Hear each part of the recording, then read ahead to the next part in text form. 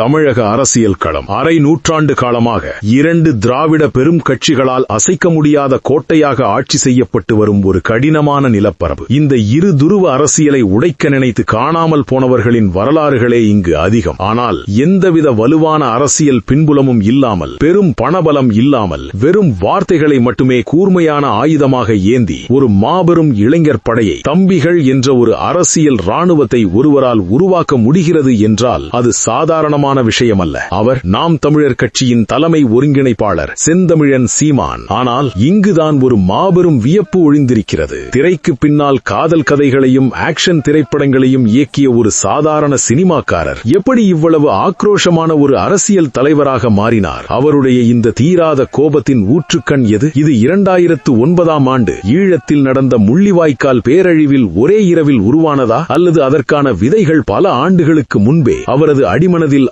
ஆழமாக விதைக்கப்பட்டிருந்தது? 90களில் செந்தமிழன் சீமான் வெறும் ஒரு திரைப்பட உதவி இயக்குனராக சென்னைக்குள் நுழைந்தார். சிவகங்கை மாவட்டம் அரணையூர் என்ற ஒரு சிறிய கிராமத்தில் பிறந்து பாரதிதாசன் கவிதைகளையும் திராவிட இயக்க மேடை பேச்சுகளையும் கேட்டு வளர்ந்த ஒரு சாதாரண இளைஞன் அவர். ஆரம்பத்தில் அவர் தீவிர திராவிட பற்றாளராகவே இருந்தார் என்பது பலருக்கும் தெரியாத ஒரு வியப்பான உண்மை. திமுகவின் மேடைகளிலும் திராவிட இயக்க சிந்தனைகளிலும் ஊறி திளைத்தவர் எப்படி அதை முற்றிலுமாக நிராகரித்துவிட்டு தமிழ் தேசியம் என்ற எதிர்முகாமை நோக்கி நகர்ந்தார்? தான் நேசித்த கொள்கைகளை தூக்கி எறிந்துவிட்டு முற்றிலும் புதியதொரு தத்துவத்தை நோக்கி அவரை உந்தித் தள்ளிய அந்த மாபெரும் சக்தி எது? வரலாறு என்பது வெறும் சம்பவங்களின் தொகுப்பு அல்ல. அது பல தலைவர்களின் சிந்தனைகளால் பின்னப்பட்ட ஒரு வலை. சீமானின் ஒவ்வொரு மேடை பேச்சிலும் பல வரலாற்று தலைவர்களின் பெயர்கள் உச்சரிக்கப்படுகின்றன. அவர் பேசும் நாம் தமிழர் என்ற முழக்கம் சீபா ஆதித்தனாரிடமிருந்து கடன் வாங்கப்பட்டதா? உழைக்கும் மக்களின் விடுதலையை பேசிய மார்க்சியமா? ஆதிக்கத்தை எதிர்த்து ஆயுதம் ஏந்திய சே குவேராவின் பாதையா? அல்லது உலகமே அஞ்சி நடுங்கிய ஆனால்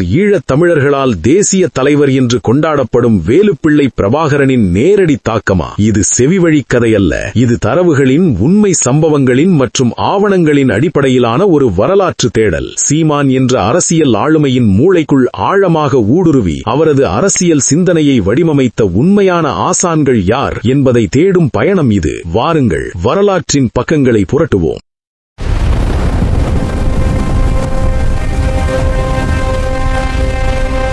ஒரு தலைவனின் உருவாக்கம் அவனது குழந்தை பருவத்தில் இருந்தே தொடங்குகிறது. சீமானின் தந்தை செந்தமிழன் ஒரு தீவிர காங்கிரஸ்காரர், பெருந்தலைவர் காமராஜரின் பற்றாளர். ஆனால் இளம் வயது சீமானை ஈர்த்தது காங்கிரஸ் அல்ல, தமிழ்நாட்டில் அப்போது சுழன்றடித்துக் கொண்டிருந்த திராவிட புயல். 1980கள் மற்றும் 90களில் எந்த ஒரு தமிழ் இளைஞனையும் போல சீமானும் பெரியார், அண்ணா மற்றும் கருணாநிதியின் மேடை பேச்சுகளால் ஈர்க்கப்பட்டார். அவரது ஆரம்பகால பேச்சுகளில் திராவிட இயக்கத்தின் பகுத்தறிவு சிந்தனைகளும் சமூக நீதி பார்வையும் ஆழமாக பதிந்திருந்தன. திராவிட இயக்கத்தின் மேடை பேச்சாளர்களின் அடுக்குமொழி வசனங்கள் அவரது மொழி திறனை கூர்மையாக்கின. ஆனால் திராவிட இயக்கத்தின் மீதான அவரது பற்று நீண்ட காலம் நீடிக்கவில்லை. தமிழ்நாட்டில் உள்ள அரசியல் கட்சிகள் தமிழ் மொழியையும் தமிழர்களின் உரிமைகளையும் ஒரு வாக்கு வங்கியாக மட்டுமே பயன்படுத்துகின்றன என்ற எண்ணம் அவருக்குள் முளைக்கத் தொடங்கியது. அவர் ஒரு மாற்று சிந்தனையை தேடத் தொடங்கினார். அந்த தேடல் அவரை திராவிடத்திடமிருந்து பிரித்து தமிழ் தேசியம் என்ற ஆழமான வேர்களை நோக்கி கொண்டு சென்றது. சீமானின் அரசியல் சிந்தனையில் மிகப்பெரிய திருப்புமுனையை ஏற்படுத்திய முதல் வரலாற்று ஆளுமை சீபா ஆதித்தனார். இன்று நாம் பார்க்கும் நாம் தமிழர் கட்சி என்ற பெயரோ அல்லது அதன் அடிப்படை சித்தாந்தமோ சீமானால் புதிதாக உருவாக்கப்பட்டதல்ல. 1958ஆம் ஆண்டிலேயே நாம் தமிழர் என்ற இயக்கத்தை தொடங்கியவர் சீபா ஆதித்தனார். திராவிட நாடு என்ற கோரிக்கையை நிராகரித்து தமிழ்நாடு தமிழருக்கே என்ற முழக்கத்தை ஆதித்தனார் முன்வைத்தார். ஆதித்தனாரின் தமிழ் பேரரசு என்ற நூல்தான் சீமானின் அரசியல் வேதமாக மாறியது. தமிழ்நாட்டை தமிழன்தான் ஆள வேண்டும் என்ற சீமானின் மிக முக்கியமான, அதே சமயம் மிகவும் சர்ச்சைக்குரிய அரசியல் முழக்கம் நேரடியாக ஆதித்தனாரின் எழுத்துகளிலிருந்து பெறப்பட்டது. திராவிட சிந்தனையிலிருந்து விடுபட்ட சீமானுக்கு மொழி சார்ந்த தேசியத்தை, எத்னோ லிங்குவிஸ்டிக் நேஷனலிசம் என்ற ஒரு தெளிவான அரசியல் வடிவமாக மாற்றிக் கொடுத்தது சீபா ஆதித்தனாரின் சித்தாந்தமே. ஆதித்தனாரோடு சேர்ந்து தனித்தமிழ் இயக்கத்தை தீவிரமாக முன்னெடுத்த பாவலரேறு பெருஞ்சித்திரனாரின் தமிழ் தேசிய கவிதைகளும் சீமானின் உரைகளில் தீயாக பற்றிக் கொண்டன. ஒரு தலைவன் வெறும் உள்ளூர் வரலாற்றை மட்டும் படித்துவிட்டு உருவாகிவிட முடியாது. சீமானின் மேடை பேச்சுகளை கூர்ந்து கவனித்தால் அவர் பல சர்வதேச புரட்சியாளர்களின் பெயர்களை தொடர்ந்து உச்சரிப்பதை காண முடியும். முதலாளித்துவத்திற்கு எதிரான சீமானின் பொருளாதார சிந்தனைகளுக்கு அடித்தளமிட்டது கார்ல் மார்க்சின் தத்துவங்கள். நிலம், நீர், வளம் அனைத்தும் மக்களுக்கே சொந்தம் என்று அவர் பேசும் சூழலியல் சார்ந்த சோசியலிச பொருளாதாரம் மார்க்சிசத்தின் நவீன வடிவமாகும். அதேபோல அதிகாரத்தை எதிர்த்து சமரசமின்றி போராடும் குணத்தை அவர் சே குவேரா மற்றும் ஃபிடல் காஸ்ட்ரோவிடமிருந்து உள்வாங்கினார். பாலஸ்தீன மக்களின் விடுதலைக்காக போராடிய யாசர் அரபாத்தின் வரலாற்றை ஈழத் தமிழர்களின் விடுதலை போராட்டத்தோடு ஒப்பிட்டு பார்க்கும் ஒரு உலகளாவிய அரசியல் பார்வையை அவர் வளர்த்துக் கொண்டார். உள்ளூரில் ஆதித்தனார், உலக அரங்கில் மார்க்ஸ் மற்றும் சே குவேரா, இந்த இரட்டை சிந்தனைகளின் கலவைதான் சீமானின் தொடக்க கால அரசியல் தத்துவத்தை வடிவமைத்தது. ஆனால் இது முழுமையான வடிவம் பெற அவருக்கு ஒரு மிகப்பெரிய அதிர்ச்சியும் ஒரு நேரடி ஆசானும் தேவைப்பட்டார். சீமானின் வாழ்க்கையை 2008க்கு முன் 2008க்கு பின் என்ற 2 காலகட்டங்களாக பிரிக்கலாம். 2008ஆம் ஆண்டு ஈழத்தில் போர் மேகங்கள் சூழ்ந்திருந்த நேரம். அந்த சமயத்தில் அவர் வன்னி பெருநிலப்பரப்புக்கு சென்று தமிழீழ விடுதலை புலிகளின் தலைவர் வேலுப்பிள்ளை பிரபாகரனை நேரில் சந்தித்தார்.